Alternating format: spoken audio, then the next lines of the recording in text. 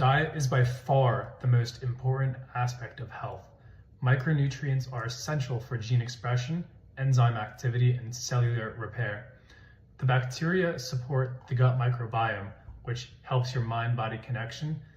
You are essentially made up of bacteria, and we all are bacteria. And most importantly, the quality of the cells that you put into your body directly correspond with the output of the body's utilization of those cells. In other words, the higher the quality of food you put into your body, the better the quality of cellular output and functionality there will be, leading to stronger bodily functionality and development. So, we first want to start off with food sourcing principles. You want to avoid mass-produced products if possible. Support small local farms. You want to avoid products with an ingredients list entirely. You want to get grass-fed, grass-finished meats that are pasture-raised. This will eliminate the risk for nearly all foodborne illness and increase the nutrient density of the meats. If sourcing fish, you want to make sure that they are wild caught from either Alaska or Iceland, and you want the farmers to be using organic and regeneratively raised farming practices. You want the soils to be nutrient dense, and you also want to be eating superior genetic breeds of animal that haven't been industrialized to the extent of modern cattle and livestock, because of their parents' environment and nutrition directly impact the nutrition of the offspring. So this leads to nutritionally inferior or superior offspring. So going into this module here, you actually want to choose superior genetic breeds of animals. Standard grass-fed cows have been industrialized for decades, causing weaker genetics and nutrition availability, which has a direct impact on the meat you buy and consume. Here are some examples. Wagyu cattle, for example, are higher in overall fat-soluble vitamins and fatty acid compared to the standard cattle that you would buy at a grocery store. Icelandic heritage lamb is higher in trace minerals because of the generations of feeding on volcanic soils. It's important to actually make sure that your farmers are using regenerative farming practices. The soils must rest every 7 years to regenerate the minerals within the soil to produce the most nutrient-rich and dense grass for the livestock to consume. This is a huge concern because the soils today are depleted in trace minerals. Moving on to the seafood part, when it comes to sourcing the fish, you want to actually make sure that it's wild caught and not farm raised. Farm raised fish are actually fed poor diets, and in return, they will have poor nutrition. You want to make sure you get your fish from the least polluted parts of the ocean, which will in return make the meat more nutritionally dense and also have less of a chance of having parasites in it. These areas such as Iceland, Alaska, Canada, and Argentina are actually the best places to source your fish. Pollution from factories essentially ends up at the bottom of the ocean, and the larger fish consume the smaller fish and end up with more mercury in them.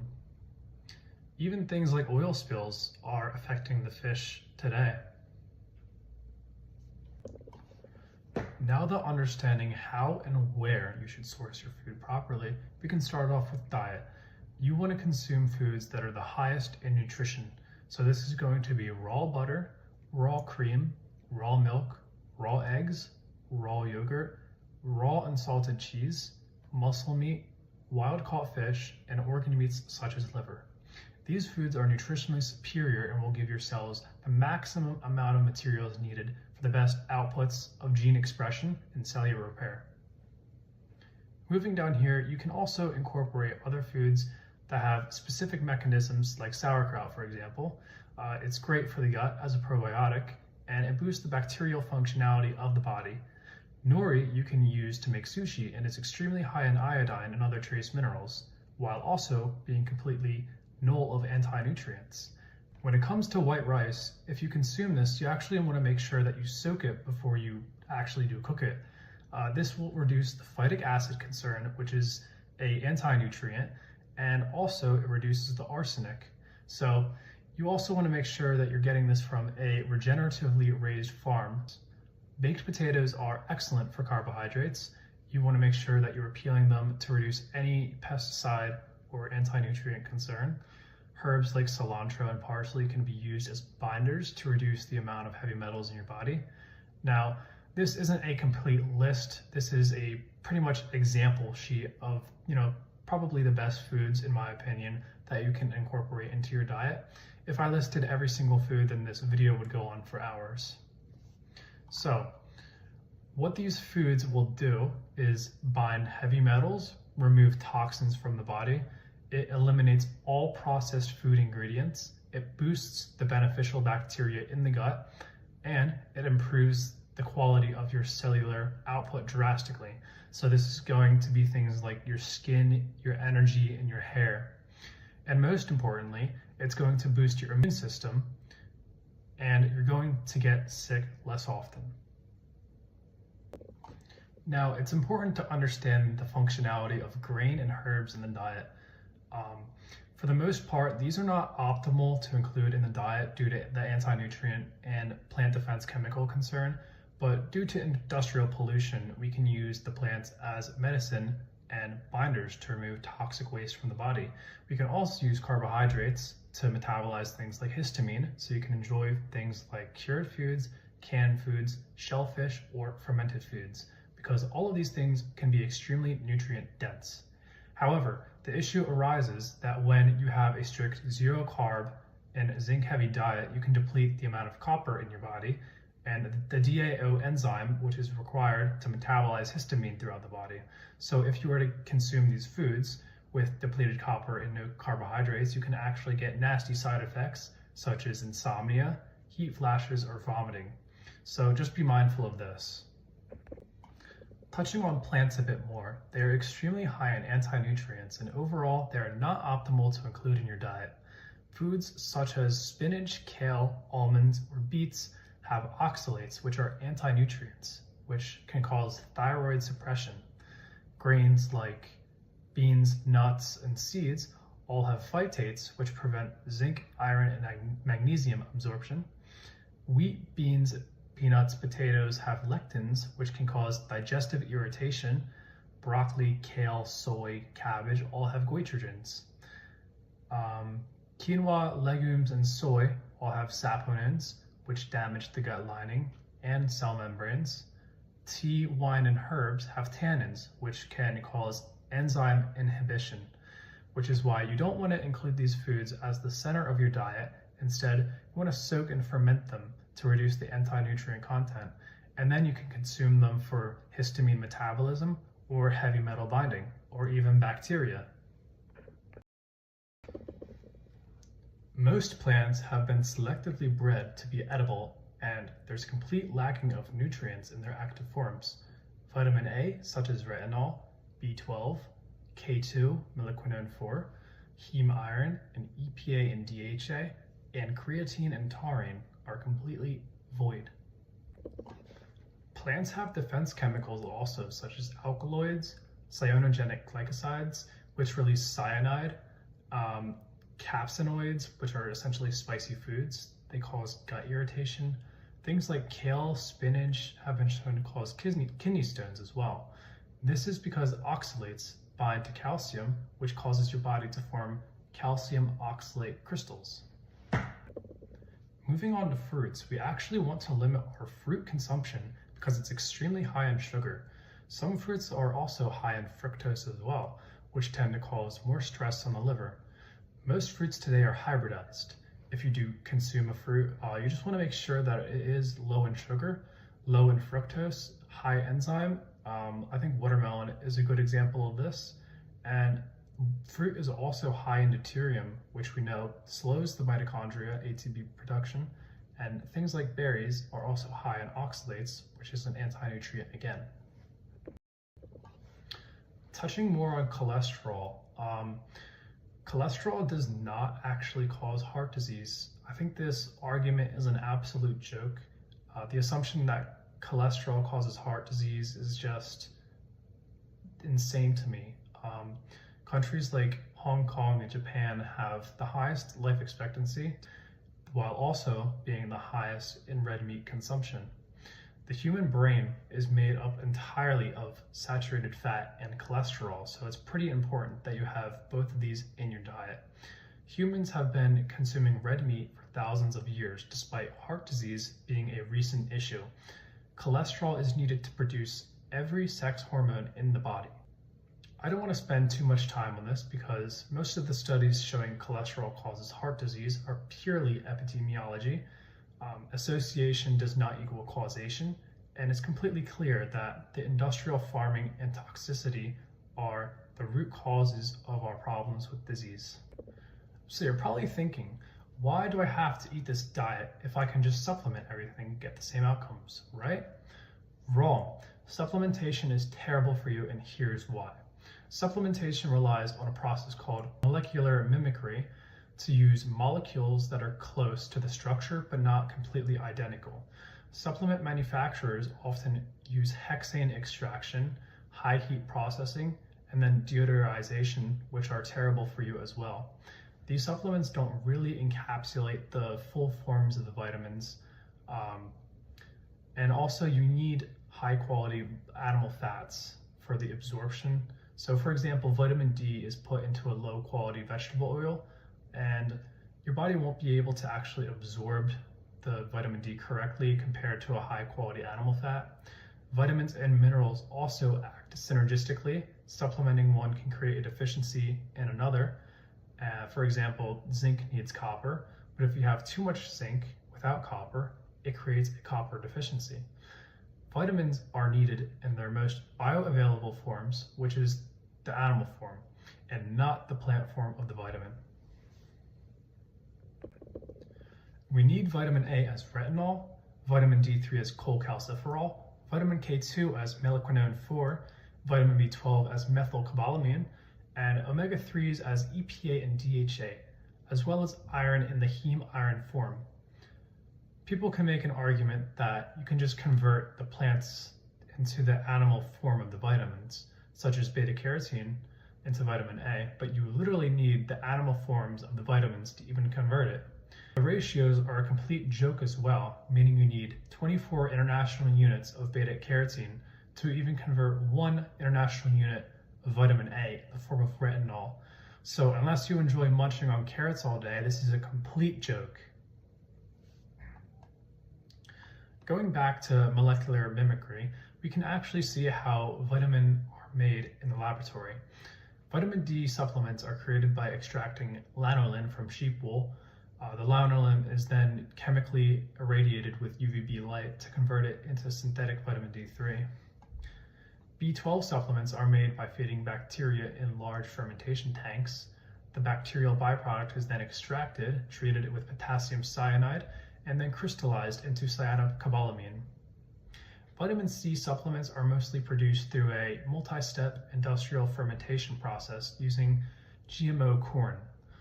Glucose is then extracted, fermented with bacteria, converted through several chemical reactions, and then crystallized into ascorbic acid, which we know as today as vitamin C. Most synthetic vitamin A is created from acetone and beta-ionone, which are chemically combined and stabilized to the form retinol palmitate or retinol acetate. So if you respect your health, you want to be eating real food. Here are some amazing raw food recipes that you can incorporate into your diet. Don't knock it until you try it, guys. So starting off, we have steak tartare, full spectrum B vitamins, raw fats, enzymes. It's overall just great for protein in general. You're going to feel extremely hydrated after eating it and overall feel amazing. Moving on, we're going to go to maki. We're going to make it with wild caught fish and nori. There's going to be a massive amount of EPA and DHA, as well as a lot of raw fats that are just overall great for health. Moving on, we can go to egg custard. Egg custard is going to be high in choline, fat-soluble vitamins, vitamin A, protein, and overall it's just going to support your hormone production. We can then go to sushi. Sushi is just overall amazing in raw fats. It has a lot of EPA, DHA again, a lot of protein, and this is going to help your brain function. Moving on, we can go to raw cheesecake. Raw cheesecake is extremely high in conjugated linoleic acid, calcium, retinol, vitamin K2. It's overall just going to be great for weight gain. All these foods are extremely nutrient dense and pretty much have every single vitamin in them. If you were to just eat all of these foods, you could live off of it for the rest of your life. Not saying that you should, but like you honestly could. Yeah, but these have every single vitamin and nutrient that your body needs, and we actually consume these raw for a reason, so let me get into that. Coming over to the byproducts of cooking carbohydrates, at high temperatures we can see that it produces something called acrylamides, which are neurotoxic and carcinogenic. This converts to glycinamide, which binds to DNA and is pretty much damaged and can cause replication errors and stress responses. Advanced glycation end products come from generally cooking meats, and this increases oxidative stress and inflammation in the body. Heterocyclic amines are generally caused by grilling and charring at extremely high temperatures. Not good for you as well. Same effects as the other ones. Lipid peroxides, which are caused by oxidized fats and oxidized fats from cooking oils, and polycyclic hydrocarbons, which are just essentially bad for digestion and overall detoxification. So if you cook your foods, you want to make sure that you're like steaming them instead. You want to cook at low temperatures for a high amount of time. You want to eat it rare on the inside. Definitely avoid browning and crusting. And make sure to add raw fats with cooked meals to preserve the heat-sensitive enzymes. Coming up here to bioelectricity, we can actually see that raw foods hold life force energy, and cooking denatures the energy inside the food in this chart. Raw food also has the higher exclusion zone water content, which can be used for better hydration and mitochondrial functionality. It's known that people eat freshly picked sprouts because of the bioelectricity, and they actually feel great afterwards, despite the food being completely void of nutrition. So this proves that nutrition goes way beyond bacteria, nutrients, and other stuff, and actually expands into biophysics. Water is the most important aspect of human life, and all living organisms operate and need water to survive. However, today's water in society has become increasingly polluted with hundreds of chemicals that are known and even unknown. So, here are the problems with today's drinking water. Tap water is polluted with chemicals, heavy metals, pesticide residue, and pharmaceuticals. The water is treated repeatedly and sits in pipes until it is used, making the water structure and electrical charge completely void. There are various chemicals found in the water that you cannot even filter out with the most advanced filters and reverse osmosis systems. For example, NDMA passes through RO systems, 1,4-dioxane passes through carbon and reverse osmosis systems, nanoplastics as well, and haloacetic acids. These cannot be filtered out by carbon or reverse osmosis. So, we can start off with what water you need to drink. So this is going to be glacial water. Glacial water is the naturally least occurring in deuterium, while also maintaining a low TDS, which is total dissolved solids. It's formed through slow freezing, which excludes heavy hydrogen, which in return produces light water, which means your mitochondria will function better. And you need to be drinking the glacial water in glass bottles to avoid microplastics and nanoplastics completely. Deuterium is heavy hydrogen that slows mitochondrial ATP production. It thickens cellular water and it disrupts energy flow and accelerates metabolic dysfunction when elevated. Tap water is the highest in deuterium at 145 through 155 parts per million.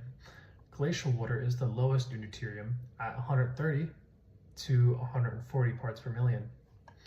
The lower the deuterium in the water, the better the mitochondrial function, ATP production that you will have. So, if you want to take this a step further, then you can even sun charge the water before you drink it. I store my glass bottles on a ledge in which the sunlight directly hits every morning. And what this will do is increase the exclusion zone content in the water, which in return improves cellular absorption.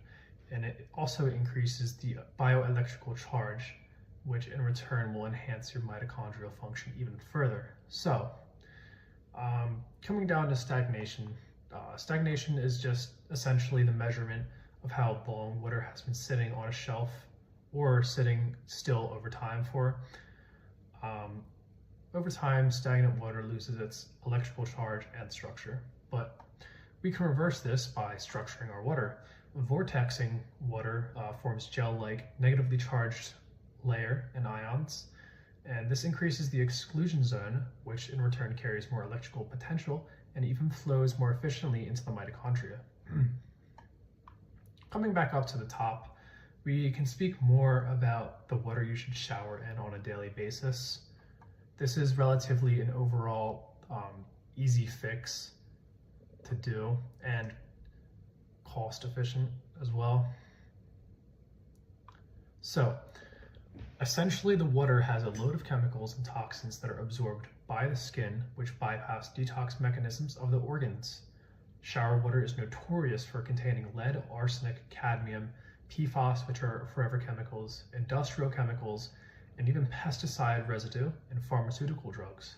So you are being transdermally poisoned while taking showers, regardless if you're using a filter or not. So you can go to the website ewg.org and it'll tell you, based on the location that you live in, you can see all of the chemicals in your water, and you'll see for the most part that most of these exceed the health thresholds, and in some cases even the legal limits as well. Shower filters don't actually work at all. Most shower filters operate on one spectrum of filtration, such as carbon filtration, and this will only pretty much target one spectrum of toxin compared to all the other toxins, and most toxins in the water are just way too small to be filtered. Hot water also opens the pores and makes the toxins more absorbable, as well as, most filters don't actually address anything outside of the main chemicals that are publicly known. So here is the solution for you. You're going to shower in spring water only, with a camping style shower with an adjustable nozzle.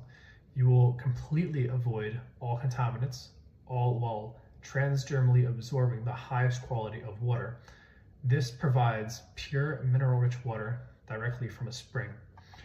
And what this will do is completely get rid of, back acne completely, and it will solve your eczema and dry skin. It will solve your dry hair, and if everyone did this as a society, we would all consume less and less water. And the average shower uses up to 15 gallons of water, but this pretty much only consumes 1.5 gallons at most if you were to do this method.